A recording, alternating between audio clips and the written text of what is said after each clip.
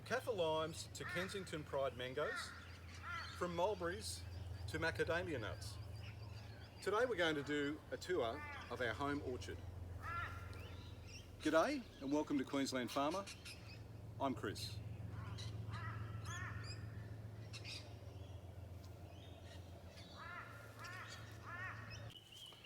So this is a kumquat tree. It's about 4 foot high, maybe a bit more. It's just coming into season now. And kumquats are used to make marmalade, or you can eat them straight off the tree. They typically will go yellow when they're ready, and they will fall onto the ground if you don't pick them up early enough. I'll just pick one from over here. You can see that's still a little bit green, but they look like a little orange. When you cut them in half, that's what they look like.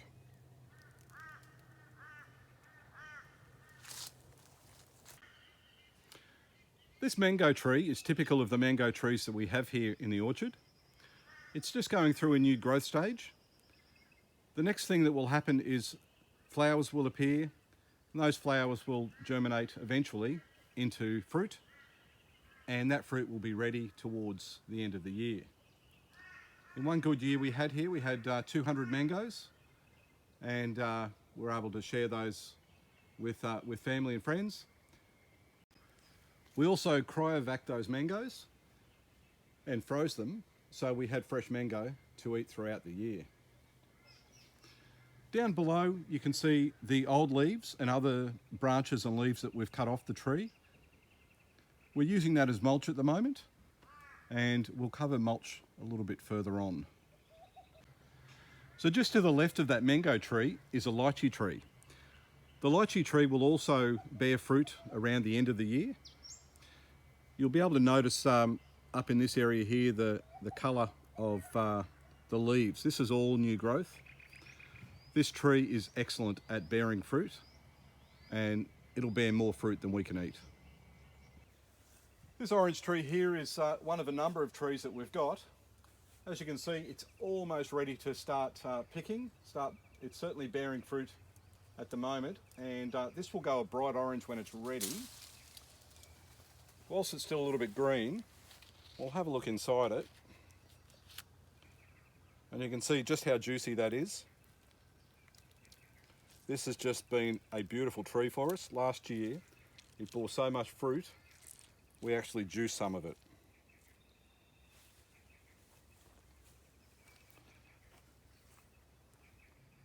For those that have seen the earlier video that we did on building a trellis, here's the progress of the passion fruit. Look, it's not, it hasn't died. It certainly suffered a bit from the move, but in good time, I think this will be okay. Certainly throwing some of these feelers, whatever they're called, out and grabbing hold of this, and I think in time we'll see some good progress. So here are 3 mandarin trees. This one's relatively new. We've recently put that into the ground because we lost an established one over winter. This one is very well established and bears plenty of fruit. And there's a smaller one here which is just aimed to bear fruit this year. So this is a pomegranate tree. Whilst some people can just eat them straight off the tree, we prefer to put them in salads. We're looking forward to having this one established and bearing fruit. So we've got a couple of custard apple trees. This one in particular has only been in the ground for about 6 months. As you can see, it's bearing some fruit at the moment. There's one here and one over here. And in due course we'll protect this. The birds definitely love feeding on this stuff. So this here is a pink guava tree. The season is just about finished. There's just a couple of fruit left on here. I'm not a big fan of guava in terms of the taste, but the native birds love them, so we're happy to grow them here and give the native birds a treat. And we're hopeful that rather than eat our other fruit, that they'll gravitate towards the guava.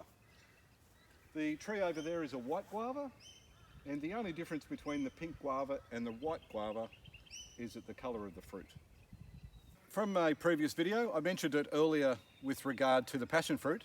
We also built this trellis, and we moved this Choco plant from where it was sitting and not functioning to this new area. As you can see, that some of the vines actually died, but importantly, the area down the bottom here, this is growing quite well, given that it was ripped out of the ground and placed into a new area.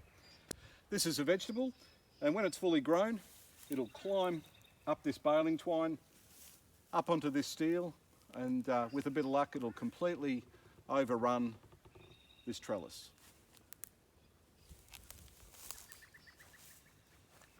This is a macadamia nut tree. We've got a few of these in this area of the orchard, and you can see in this tree here that there's some growth happening at the moment. You can see just by the fresh colour of the leaves.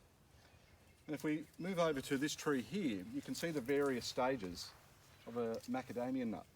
So when they're growing on the tree, they're a nice green colour.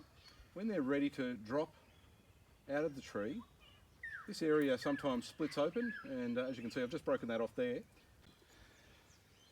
And once that the top cover sort of dries out a bit, you can manually peel these off, or in fact, over time, if they're left on the ground, they peel off themselves, and you're left with this. And this is the sort of thing that you would see advertised in the shops. With a hammer and a piece of timber, you can pretty quickly crack one of these open. So once we've cracked the macadamia nut, that's what it looks like inside. Now, this one doesn't look as nice as some of the others, but it still will taste okay. So this is a mulberry tree.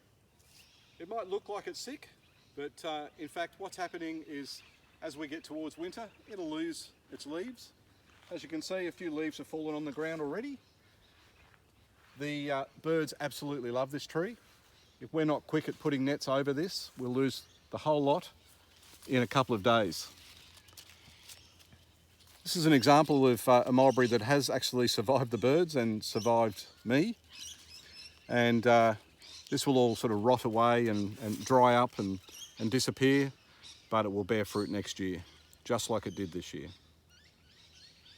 Here's an example of some of the pawpaw trees that we've got. You can see this tree is fully laden with fruit. It's coming into season right now, so we're eating plenty of this and also sharing this with our friends. We've got about 12 trees, and these were planted via a seed, and they've grown to this height, and it's just the right height to be able to harvest the fruit off them easily. I hope you've enjoyed the tour of our orchard. Whilst I haven't shown you every tree that we have, I've shown you each type of tree that we have. If you've got any suggestions on some of the trees that you would like to see or you think would be useful for us in our home orchard, please leave those down in the comments below. In addition, we'd really appreciate it if you could like and subscribe if you haven't already. So here are 3 mango trees. Let's go again.